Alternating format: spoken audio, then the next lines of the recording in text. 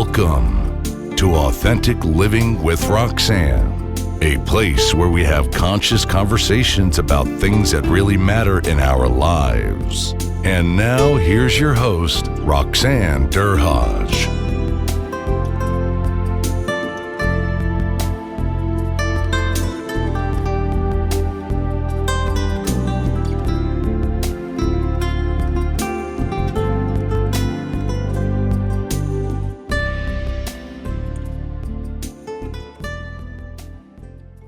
Hi everyone, it's Roxanne Derhaj of Authentic Living with Roxanne. Thanks for tuning in again this week. Today I have a special guest, Yves Doucet. Yves is from an organization called Dovico and came highly recommended as someone I should have a conversation as I proceed to research and interview people with that pervade the element of authenticity and leadership. And a colleague of mine, Sarah McVannell, suggested Yves quite as one of those people that I should be interviewed. So Yves, thanks so much for taking the time to spend with us today. You're welcome, Roxanne. And Sarah, I'll do anything for Sarah. She's amazing. She has that touch point with people for some. She just has that fairy dust. I'm going to call this the Sarah fairy dust that she just kind of drops on you and then she just leaves that impact, and she truly lives her brand about, recognizing greatness. And so when I was speaking to her about what I was doing, I'm also in a writing kind of accountability course with her. I was asking, and then she was so gracious to give me a couple of names, of which, of course, yours was one of the ones on the top of the list. Well, I'm glad I'm here. I love talking about what I love to do, and that's lead with love, right? Let's lead with vulnerability. That's leading with, positiveness, and leading with my authentic self. I often say that there's no two Eve. It's not Eves with an S because there's an S at the end of my name, but there's only one Eve. There's Eve, the Eve at home and the Eve at work. It's the same person. There's no, we try to separate this by saying, well, this is the way you behave. You put on a suit, you go to work and you behave this way. And this is, how we treat things like integrity and ethics at home, at work. And then you go home and you behave totally different, right? With your family and your friend. And that's impossible for a human to do. You can't separate that. You're just fooling yourself if you do. So I want you as a human, like we have a team of 35 people at Dovico, and I'm the culture coach. Prior to that, I was the CEO. I'll give a little bit of background. Let's just start there. I'm an engineer from education. I'm an electrical engineer, so electronic engineer. I design computer software, computer programs, hardware design. That's my education. And I'm an entrepreneur by passion. I've started probably 18 companies so far. I'm not about to stop. I've had some very big successes. Companies have been sold for multi-million dollars, which I was part of. And I've been on board of major companies like maybe Blue Cross. I was there for 12 years. So that's my pedigree thing. Okay, so let's do that. But what I really love is the study of human behaviors in team. And I'm focused on my talent, if I'm going to say this, bragging a bit, I'm going to give myself an acknowledgement. What I really was able to do is build teams that make great things happen. Right? And I've been studying why that is, why certain teams work and why certain teams don't work. And how do you get teams to be engaged? And how do you get people to change? Like we are facing tremendous change right now, the change that we never imagined before. And this has been my life passion on how to get teams and people to change, right?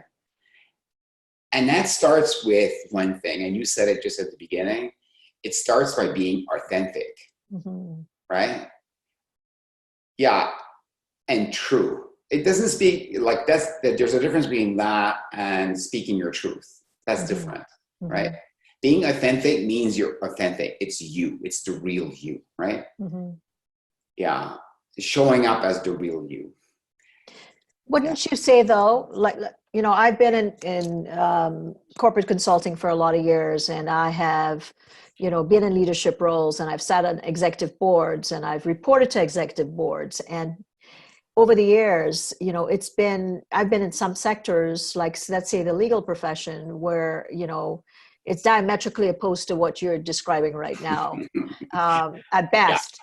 And, you know, you sit there and, you know, of course, with my background and kind of my formal training, I was a formally trained psychotherapist that when it ended up in corporate consulting, I could read that, but there's a corporate engagement that happens at certain boards, right? Where after a while, you're recognizing who's playing what role, who has what power, who can say and who can't say, which is sometimes not, it works at cross purposes to what we're discussing right now.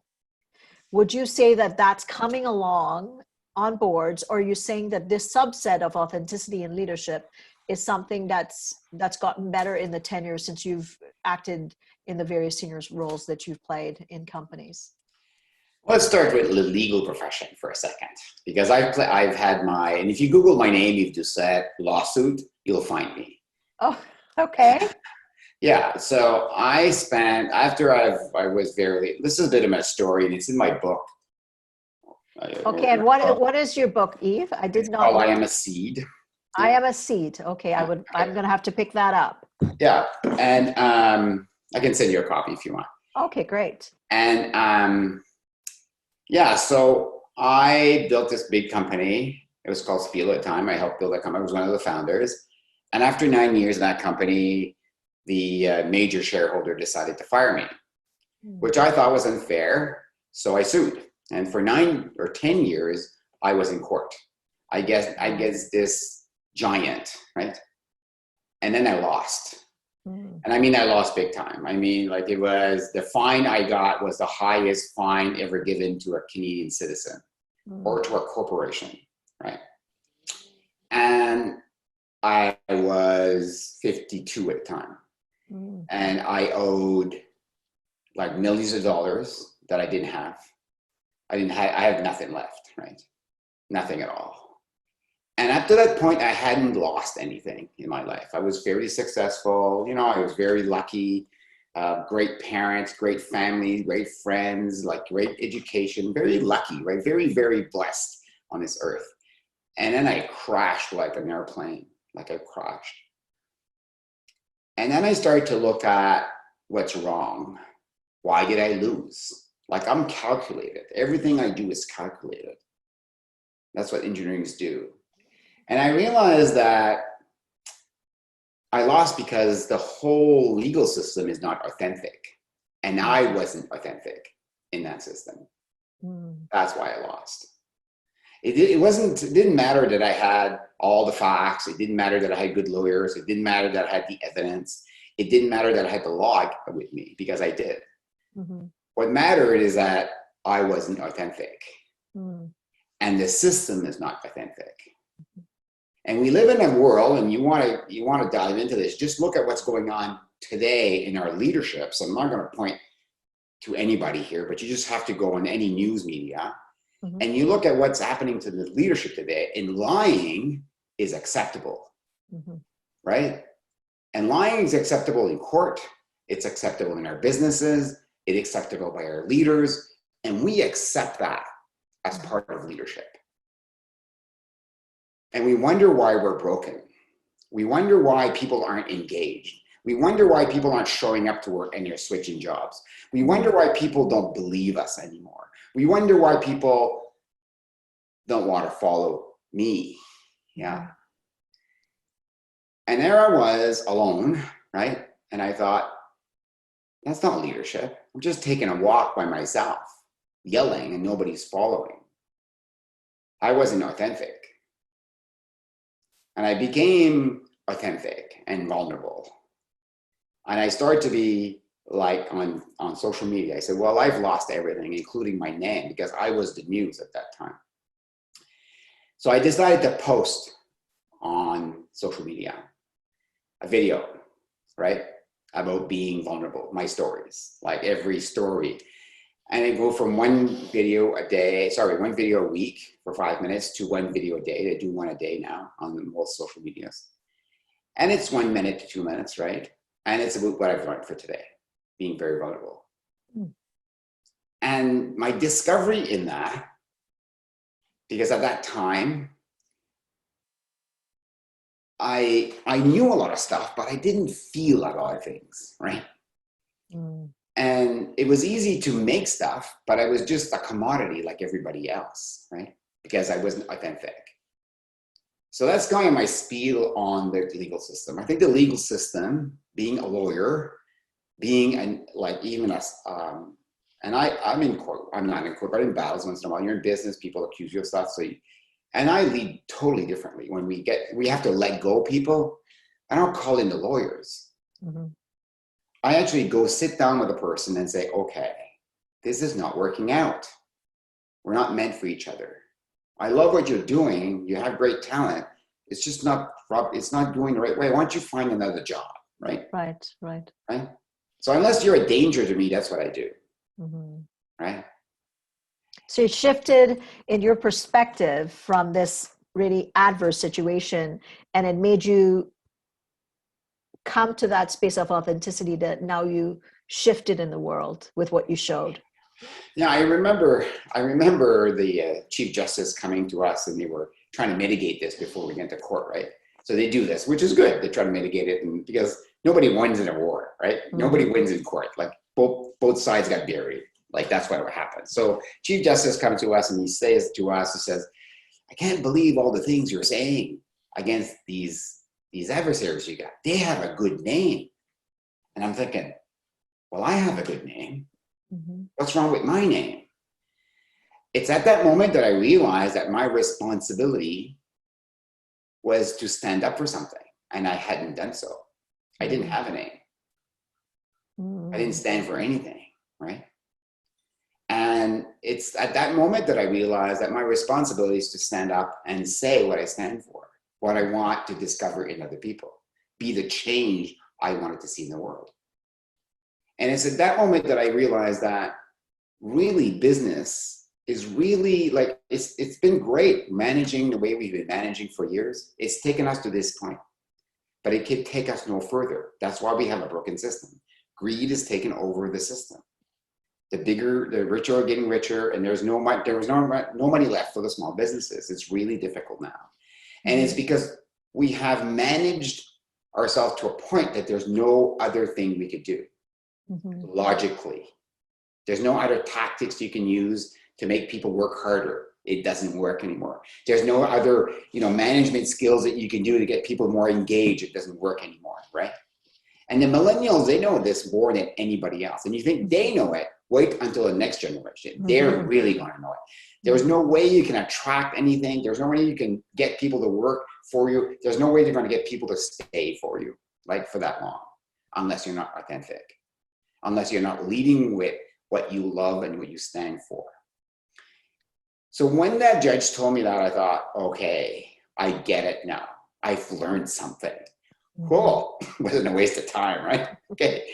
And I decided I was going to be authentic and vulnerable, right? For everybody to see. And something magical happened. Now we make timesheet software. Now next to a garbage can, we're probably very sexy, but that's about it, right? Who wants to come and work for a timesheet company? Nobody that I know went to school, like studied a PhD in timesheet software, like how to fill in a time card. It's the last thing every single person done every week, and they hate it. Why would you want to come? It kind of goes, oh no, headache and timesheet, right? Oh my God, another one. It's due. It's like, right? So who would want to do that? And worse, working for a timesheet company. Like let me put my hair out. Like there's nothing as boring as that. It's even more boring than filling in the timesheet. You're making software to fill in the timesheet. How boring is that? And at that time, we could not get, we had trouble getting a graduate from community college to come work for us. Like it was really hard to get anybody come to work for us. These young people, they get it right away. There's no way. Mm-hmm. Yeah. And once I started to be vulnerable and authentic, so on social media, and we started to do our Facebook Live, because every Monday morning we have a meeting, just like Mr. Walt, I forget his last name, the guy who invented the Walmart. Walton? Yeah, right. Yeah, he did. He was doing his weekly meeting, but we do it live. Mm-hmm. So we do them on the Monday morning live. every meeting on Facebook. You can just tune in at 9:30 and see us. Me and Shelly will have a talk about something, right? Wow. And we started to do that. Once we started to do that, people starting to apply. So your Facebook Live is where? It's available to anybody, or is it just to the Dovico to Dovico employees? No, to everybody.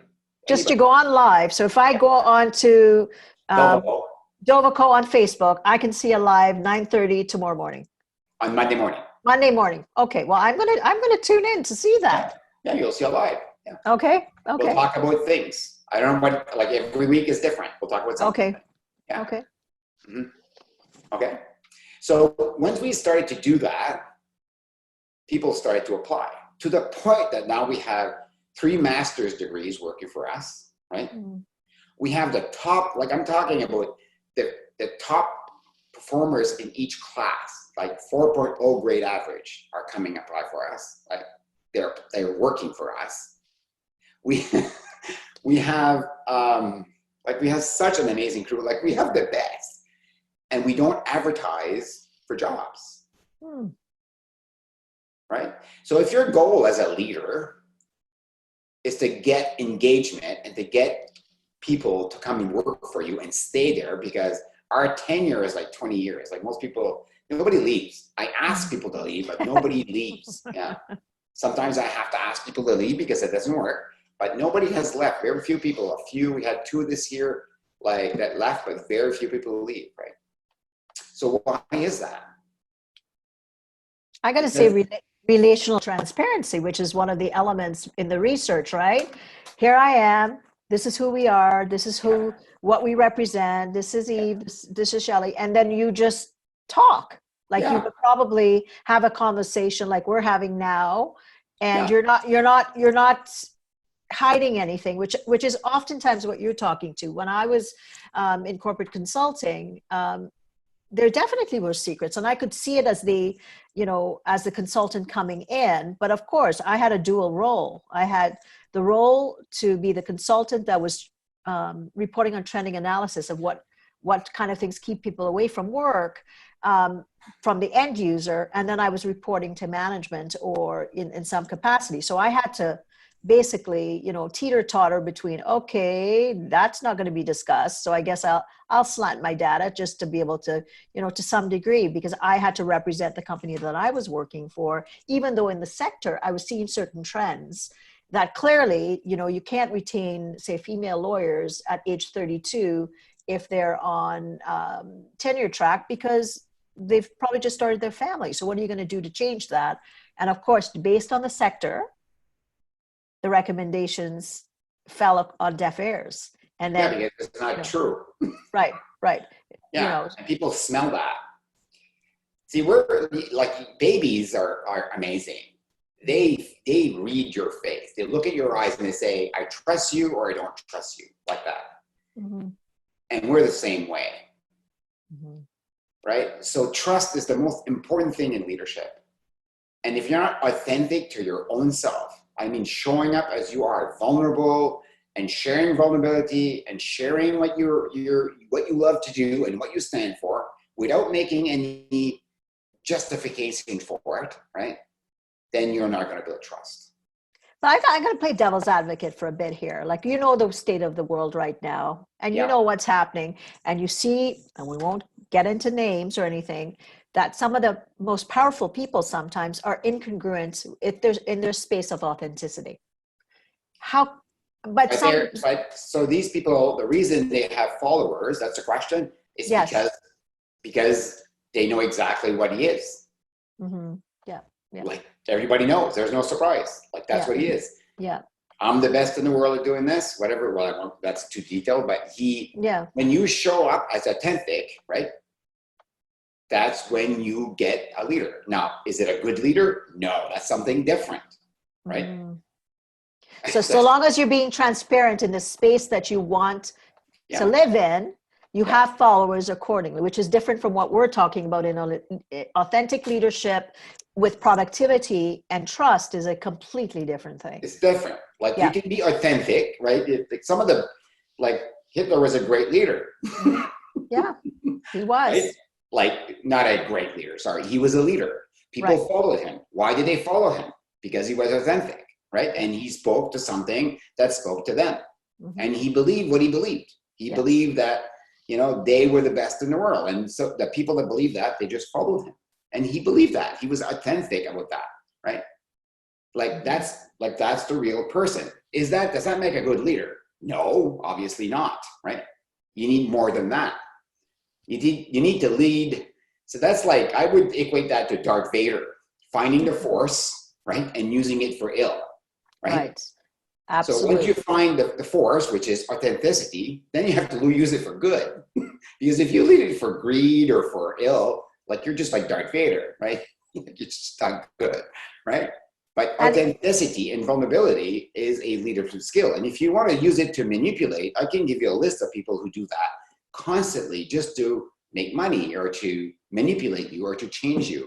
Manipulation using authenticity is the same thing as manipulation using the whip and the candy. So here's a candy. Here's a candy, meaning I'm going to give you a bonus, right? If you do it this way. And here's a whip.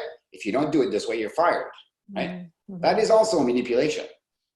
Absolutely. Right? So using authenticity to manipulate you, I'm going to go on stage and present to some people and cry, tell you my sob story and how I risen from the dead to survive.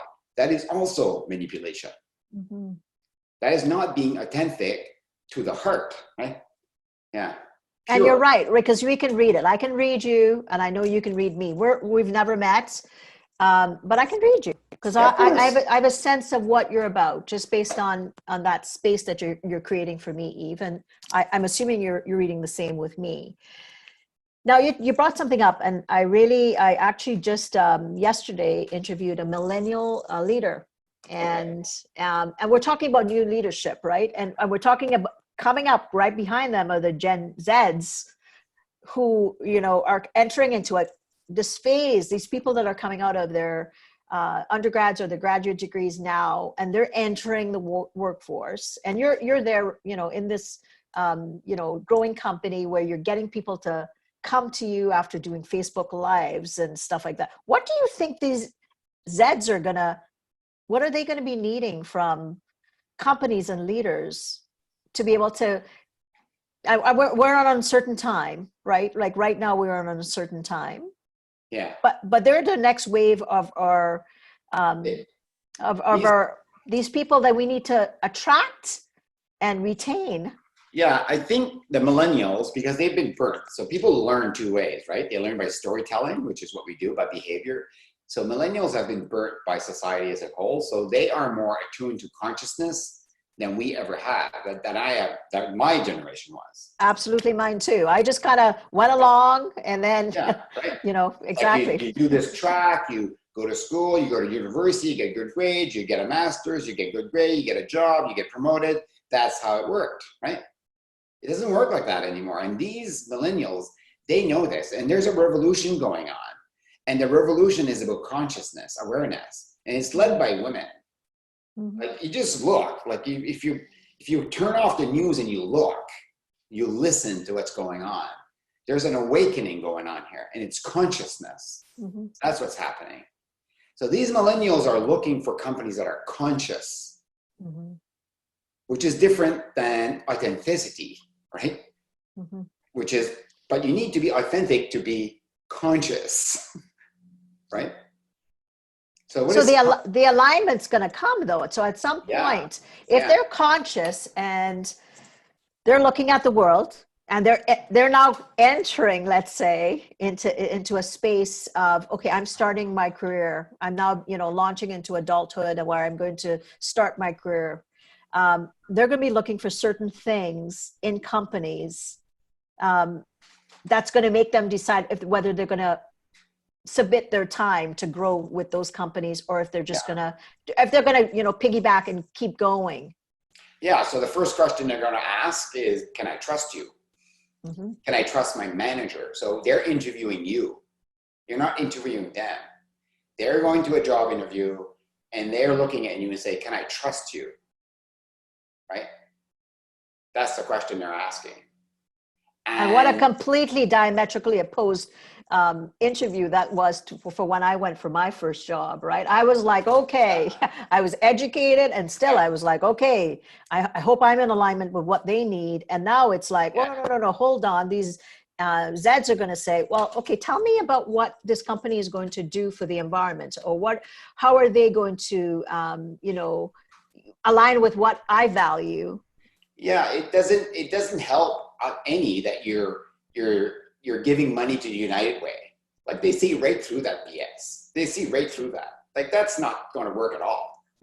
Forget that. It doesn't work that you have a pool table at work either. They're going to see through that, because they know that when push comes to shove, right? If something happens, they're going to get really like hurt, as their fathers and their mothers have done. They've learned this. So they're looking for things that you're not even giving them. They're looking for things that are more fundamental to the Maslow hierarchy of needs, right? They have no fear. They don't worry about money or like their house or where they're going to live. What they're worried about is, are you conscious? Are you going to be fair? Are you going to treat me fairly? Are you going to treat other people fairly? Am I proud to work for you?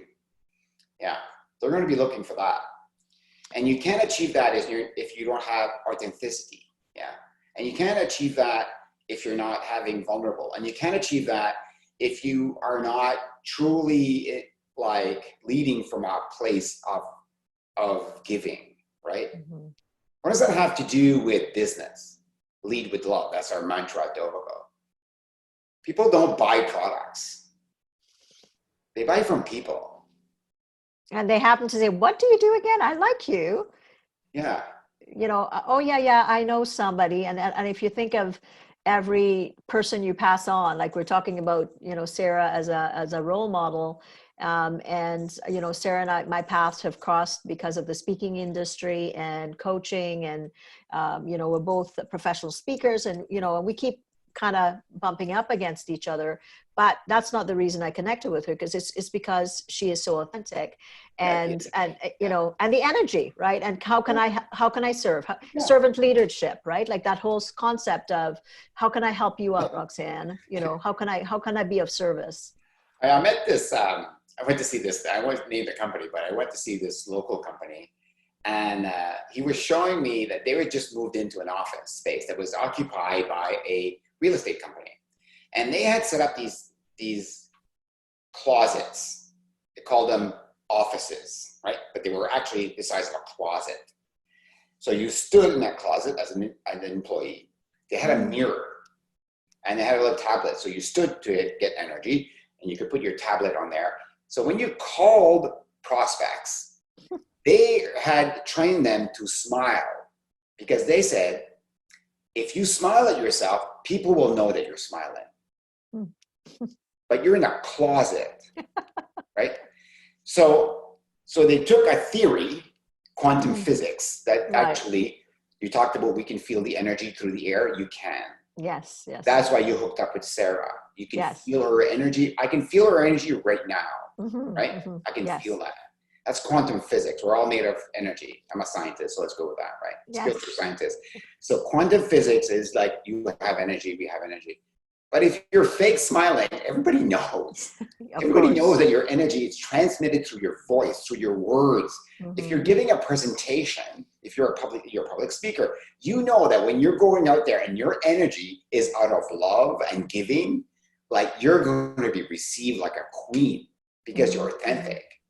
When you speak from the heart, right, you're going to have a different experience than when you speak from I gotta perform point of view, right? And it's so true, because even as my junior training, when I was interning to be a psychotherapist, that's what they taught us to do, was to really, they literally would sometimes say to us, they would want us to close our eyes and just listen to what the client was saying. And then we would have to do what we call process logs, where we would have to describe intuitively, Yves, what we were experiencing in our body, from the words of the clients. Yeah, I love it.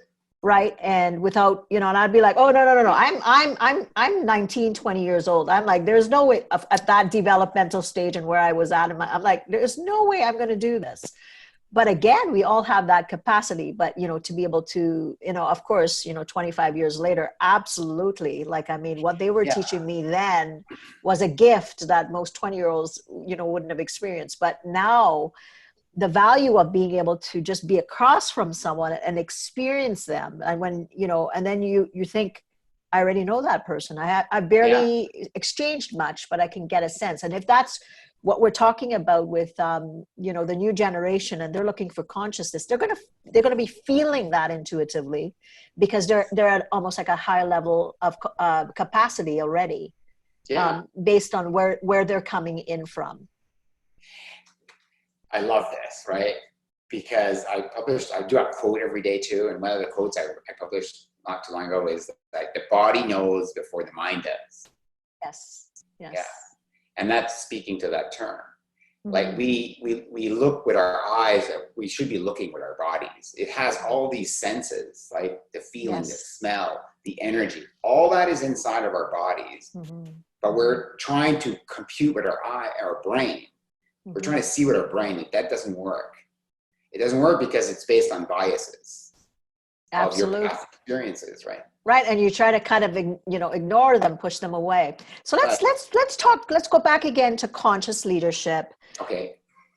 And what I know what you're talking about Facebook Lives and attracting these people, and what, like, people are like probably listening that have just gone virtual and are thinking, well, how do I do that?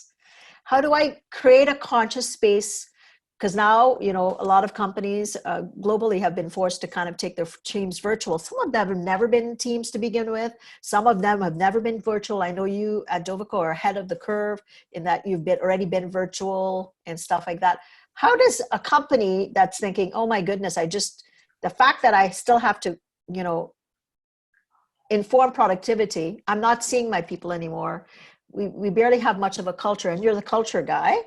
What kind of things can they start to implement? And I'm not meaning in a false way, to at least show that they're trying to learn, even though they haven't been authentic with their connection previous. That's a good question. I would say, are you asking if you're the leader of that company? Yeah, if you're the leader, and you're now having, to maybe go to your layer of your senior VPs that then have to have their teams report, so you're needing to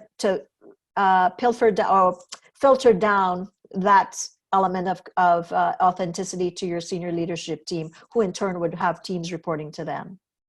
Yeah, so I would say if you can do Zoom, like Zoom is this. You don't have to go on social media. You can do privately like this. We also have Facebook Live privately in a group, so you can do that. You can do FaceTime. There's so many tools. You can do phone calls, yeah. You can do an email. You can do a blog. There are so many ways to communicate. It's not the communication that's important, it's what you say in the communication. Mm-hmm. And I would say be authentic by saying be vulnerable, right? Leaders today need to be vulnerable. They need to be saying, okay, this is how I'm working today. This is what I'm worried about. And if you're worried that people are not engaged, well, you say that. I worry that I'm not doing a good job in engaging you. You just say that. You say what's on your heart, right? Yes. Like you say what you feel like that. So go against, I would say do the opposite of what you've been doing. Yeah. So and then okay, so not everybody can go out there and open their kimono and say, hey, so how do you build authenticity? Mm-hmm. Right? And remember, and you know this, Roxanne, whatever you practice, you become. Absolutely. Right? So how do you don't one day say, I'm going to be authentic today.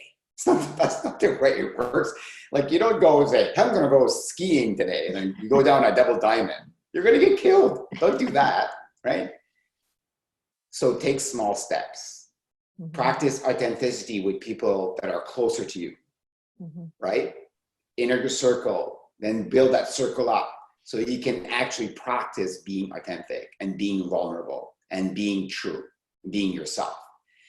And then close your eyes once you've done it and see how it feels. When you've said something that's on your mind, that's in your heart, and you've said it, monitor how it feels. Yeah. And I always say that when you go to the gym, don't go to the gym and measure your muscles or how you weight or if you've lost weight. Measure how you feel. Mm-hmm. And if you just close your eyes and say, this workout feels good, right? Or if you just said something to a person that you needed to say because you're afraid of something or you have doubts about something and you say it and you measure how you feel. And if it feels authentic, you will know. Mm-hmm. It doesn't feel like ego. Mm-hmm. It feels like your body is actually reconstructing yourself. Like it feels different than ego. Ego feels like I just punched you in the face and I'm happy with that. Mm-hmm. That's not being authentic. Mm-hmm. Yeah. So really it's if you haven't been, you know, and I often say anybody can develop it, you know, that ability to listen and to, you know, and read the nonverbals and, you know, have people go along like talking heads and you're thinking, oh my God, they don't like a thing coming out of my mouth. But because you're the leader, they're going along. But I like that concept of starting with people that are closer to you, because the people closer to you are kind of tell you the way it is. They're like, no, you're not good at this, or you should try more of this, or I don't like how you do, you know, I completely, because those are the people that know you for who you are. And then you can build from that. Because with my work with my corporations that I've done is I have created a two-way assessment that when leaders are, let's say they have a direct team that reports to them, the leader is doing the authenticity assessment at the same time that their team is doing it for them. Then we collate the information accordingly. And then we look at really what are the true skills that have to be worked on. And as they continue along and we train them, we have ongoing assessment to see how, okay, if I've taught you a bit about, you know, the ability to be more relationally transparent and you've gotten content and you've been able to work on it, but that score is not going up, that's telling us something's not jiving there. Yeah. But, you know, so we're trying to kind of see, okay, this is what you've been working on. This is what you've learned. This is what you've practiced. Now let's check with your team to see if that's increased. And if it hasn't increased, that means that we're missing something. Yeah. Yeah. Those soft skills are hard to measure. Yes. Yes. They are definitely. They're hard to measure, right? And yeah. But at the center of all of them, all these soft skills, trust, authenticity, trust, what else? I don't know, leadership, you know, innovation, I don't know, engagement. There's one thing, to me anyway, and that's the art of communication. Mm-hmm. And the art of communication starts like this. You ask a question and you breathe. Very basic, yes. Right? And if you're focused on the breathing, you're not focusing on talking. So you breathe. You take like ujjayi breath, like long breath in, very long breath out to the belly. You can put your hand on your belly. You practice Kalindi yoga, so you know this, right? Yeah, that you create space. Mm-hmm. And then when you create space, you let the other people fill that space with something, which is what you need to listen to. And then you breathe again. So at least 3 or 4 breaths. So you ask a question and then you let space fill in. Don't fill it with stuff. Let it fill. Yeah. Stay in the uncomfortableness of the pose, like we'd say in yoga, right? Yes. It's very uncomfortable to say nothing. That's where magic happens. You create tapas or heat. And so you stay in that. Yeah, stay in that.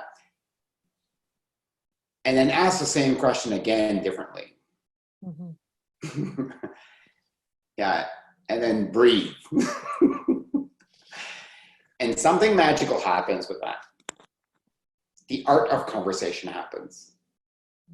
Yeah.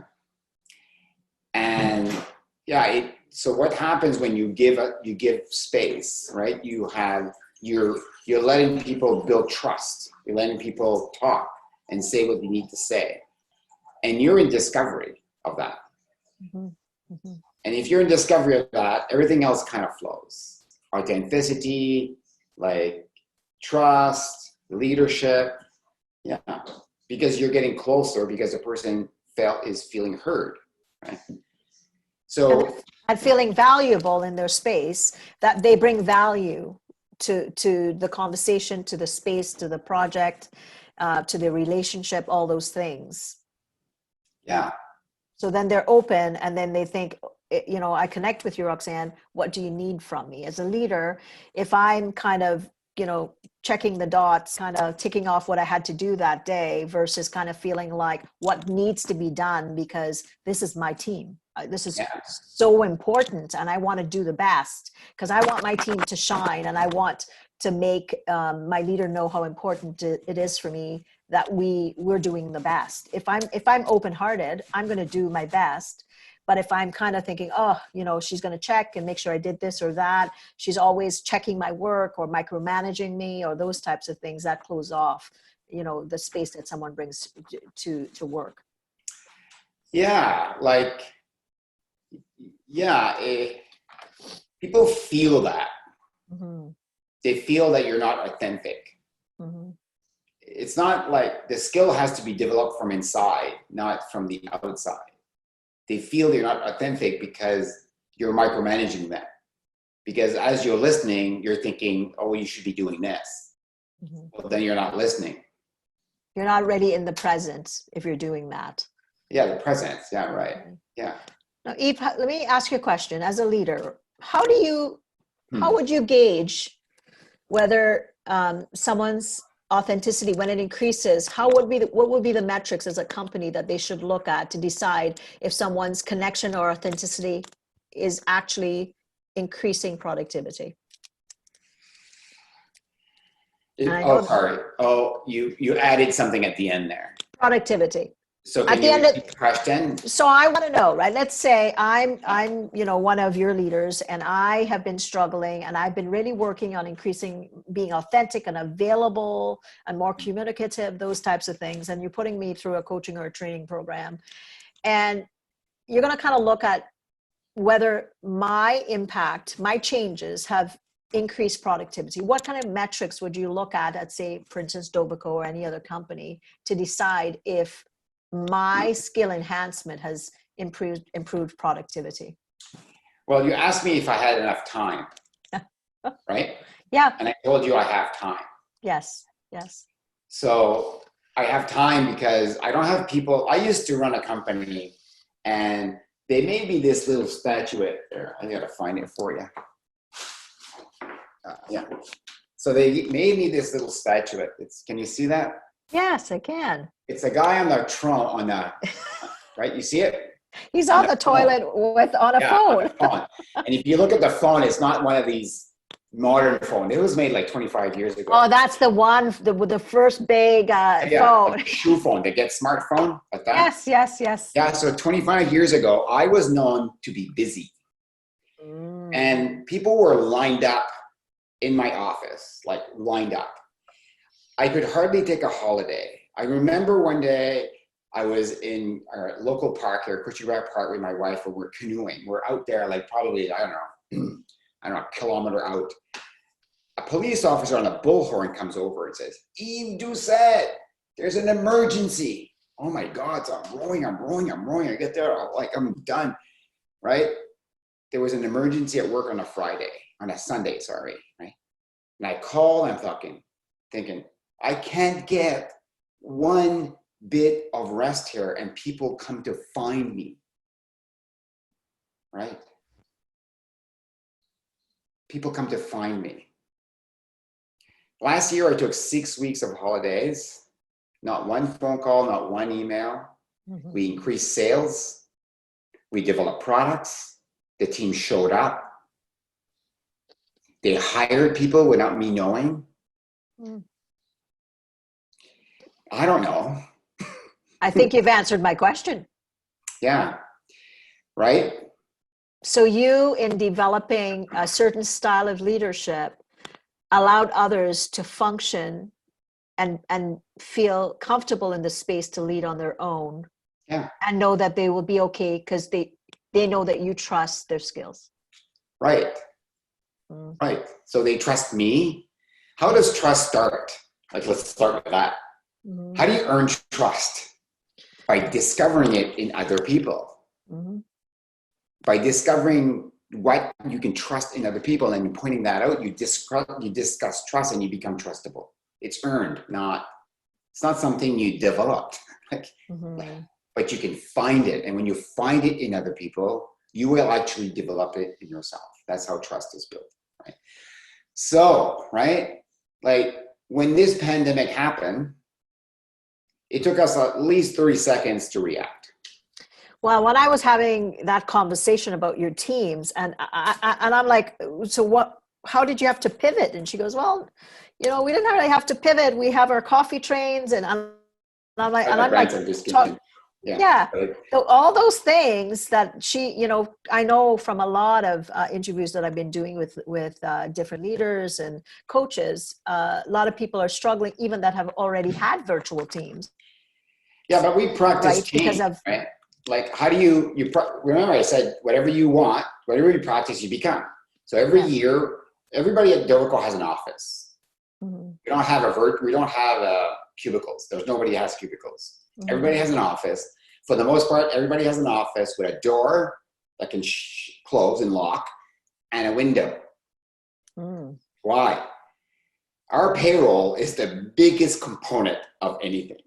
If you're not productive, right, for 1 hour times 35 people, right, that's a waste of a lot of money. I calculate everything. Right. For you to be productive, you need a space that you can go there and feel safe and feel valued, right? And then we have a common kitchen. Everybody, you have to come out through the kitchen. So that's why we bump into each other, right? That's how we bump into each other. We practice yoga. That's how we bump into each other. We have team meetings. That's how we bump into each other, right? We practice change. Every year, for example, I'll give you a small one, right? Why could we pivot? Every year, everybody changes office. They change offices? Yeah. Like, so you do like a merry-go-round with offices, or do you? No, there's somebody that's in charge. It's not me. Her name is Felicia. And Felicia has the job to change the people's office. Interesting. And she has carte blanche. She can change anybody. Like, just because I'm the founder of the company doesn't mean I get a window or I get a special office. It means everybody changes office. Yeah. Fascinating. I have never heard of that before. And I love it. But aren't there people that don't like change that are saying, oh, no, Yves, you can't do this to me this year again? Do you ever get people feeling like that? And other people are saying, oh, just put me wherever. Of course, Roxanne. At the beginning, when we were doing it, I had a mutiny. People said, well, I want to, and I'm thinking, if you can't change office because you can't work, because you're closer to the photocopier or the water cooler or the bathroom or whatever it is, like if you can't figure that out, right? What's going to happen if you have a pandemic? Right? Yeah. So you have to, the one thing is, there's two things that are certain in life, and you know the answer to this question. Yes, Taxes I do. And what? Yeah, and death. And change, right? Change and debt. Yeah, but change. Yeah. Yes. Debt too. Those are three things. Yeah. Probably the third. Well, I mean, if you think of the term VUCA, right, which is like, I mean, that's what we're living. That's what we're living now. And most people don't know what to do with this whole concept of change, to your point. They're like, we don't know what's coming. Everybody's in a panic mode. Everybody is reacting from a place of fear versus, okay, like you said, if I've already been practicing this, I'm like, okay, so what? I know what it is. Yeah, I know what it is to function and in a non-linear way. So I'm going to be good with this. We'll just have to figure out what the terrain's going to look like. And that sounds like something that you've been doing at Dovico over and over again. Yeah.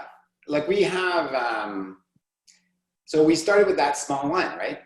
Yeah. Practice change. So that's a small thing. Let's practice changing that. Like it's nothing to change an office, right? Now I'm the CEO, Shelly's the CEO now, like she changed too. Right. Everybody changes and Shelly doesn't get to pick her office. And neither do I. Nobody gets to pick the office. Wow. Felicia picks the office. That's her job. And her job is to create change. right? That's what she does, yeah. Now that's a small movement, right? Mhm. So why is that important? Because you can't go from 0 to skiing down the double diamond trails. You have to start by going down the bunny hill, right? And you know that from a physicalness point of view. Well, the mind's no better. The mind's the same thing. You can't go from trusting to trusting. You can't go from authenticity, like you can't go over there. And you could go from change, right? You have to start in small steps. So start small, right? Absolutely. Right? Absolutely. So we've got a project, program called Courage. Have you heard of this? No, I have not. Shelley did not share that with me. Yeah, so we have a program called Courage. So Courage, the intention is more important than the business, okay? The intention is more important than the business. The intention is more important than the program. Okay. Okay? The name, right? The intention is the name of the program. So it's called Courage. So what's the intention of Courage? To be more courageous. Courage, right? What are the rules? There's 2 rules.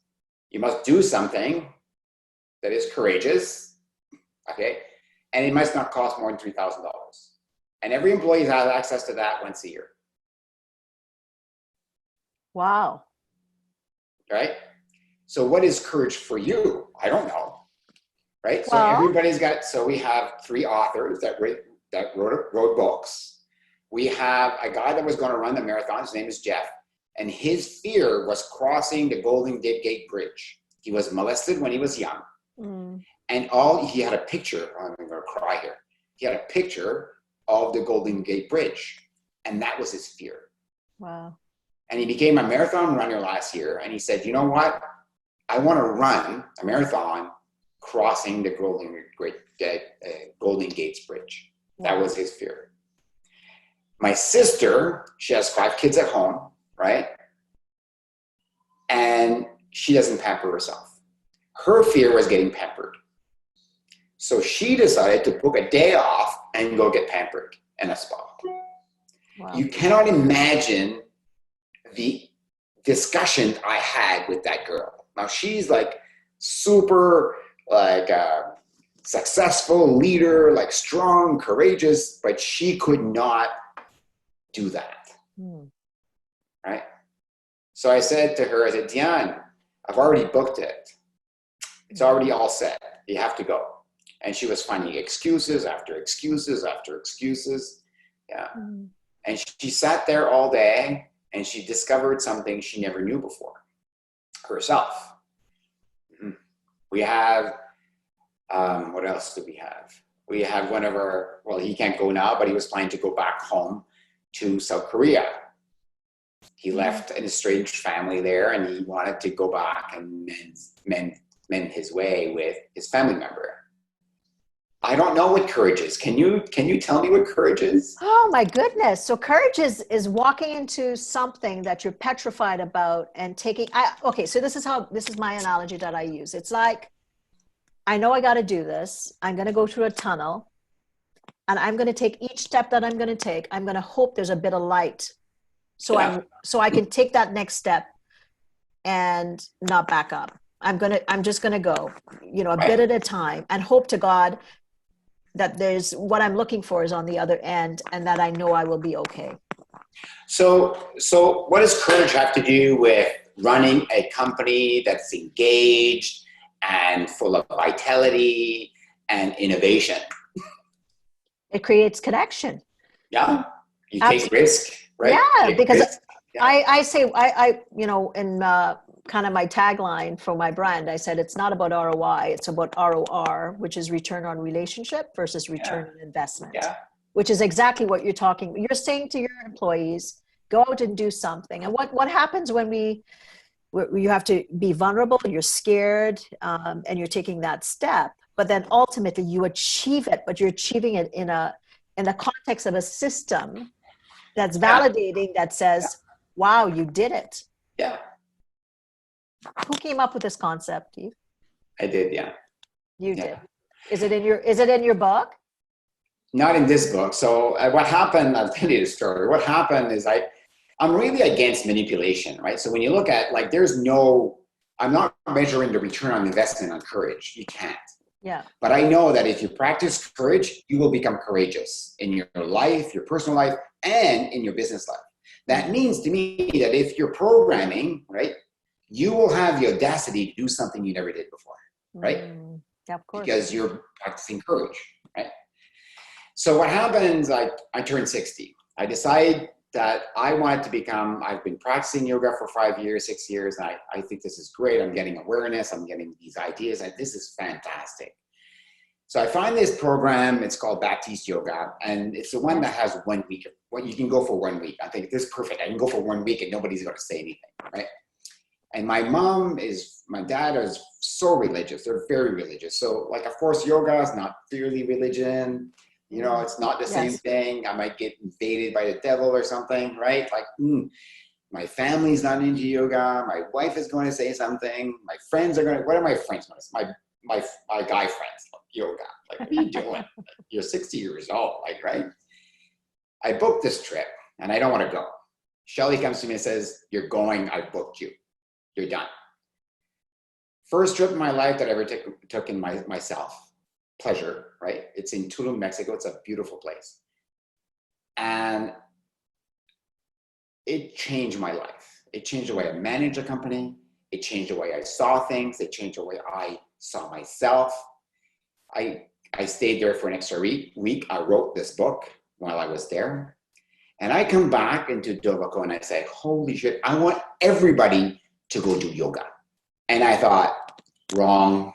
What I got from that is that it took everything I had to go do and become a teacher, a yoga teacher. That took courage. I want people to have courage. I want people to do what they want to do. I don't want people to live with regrets. I don't want people to come in Dovico and say, I wish I would have done that. I want you to have the facility to do that. And I thought, what is the one thing that removes like a barrier? Money and permission. So I'm going to give you permission to do whatever you want. And I'm going to give you some money for it. Now what's your excuse? Don't have any. Go do it. You've removed it. And we celebrate it. Without judgment. There's no, because I know if you practice courage, you will become courage. And it spreads like wildfire, this thing. It's weird. I could just imagine. And then having people come back from these events or activities and just what space they must bring back. You're right. How do you quantify that? Qualitatively, I'm sure people are in cloud nine and they're, feeling like so elevated. And that again translates into energy. And we know we are attracted to like energy. So if that's the space you're creating in Dovico, makes sense. Makes sense. Quantum physics, of course. And I'm all about quantum physics and energy and all that stuff. So, Yves, this has been a phenomenal interview. Thank you so much for your wisdom and your time. I feel like what you've given us today will create such a space for anyone listening, whether it's at home or at work, or especially in leadership of this uncertain time. I hope that leaders can listen and realize we have it all around us. It's just about opening your eyes or opening your body, like you said earlier, to absorb what really is good for all of us. It's here. We are going through a metamorphic shift in the world. And I hope that in this consciousness that we have the opportunity to be able to build spaces like you've created, and to build things like those courageous events that allows people to connect on a level that, we wouldn't probably be able to articulate otherwise. Yeah, I love that. I'm going to leave you with this. Yeah, we have to stop looking for answers. There are no answers. And you already know the answer. Yeah, just go inside and listen. It's inside of you, right? Just like close your eyes and then feel it and trust that you already know the answer. Yes, for sure. Yeah. Well, I am going to, is there anywhere that people can, now your book, when is it coming out? It's out. It's out already? Yeah. Okay. They can. The easiest way would be to go yvesdoucet.com. Okay. And I have my book, and then you can link to our software products there too. Or you can just reach me on any social media, Yves Doucet. I'm there. If you're in the Moncton region, I'll deliver the book. If you're farther away, I'll just send it to you. Awesome. Well, I will make sure that I have the links to both, and it'll go in the show notes, and it will go out. I'll let you know when everything will be released. So again, thanks so much for your time. So for me, I am going to think about what my courageous act is going to be. Cool. Do one thing that scares you. Okay, I'm going to have to think about that. What scares me? I'm going to have to think about that, and then I will let you know the next time we connect. So, Yves, thanks so much. Have a great day. Thank you, Roxanne. Okay, take care. Thanks for tuning in to Authentic Living with Roxanne, creating the space for positive, healthy change. Roxanne is a keynote speaker, psychotherapist, and coach. To work with Roxanne, visit roxannederhage.com/blueprint. We'll see you next time on Authentic Living with Roxanne.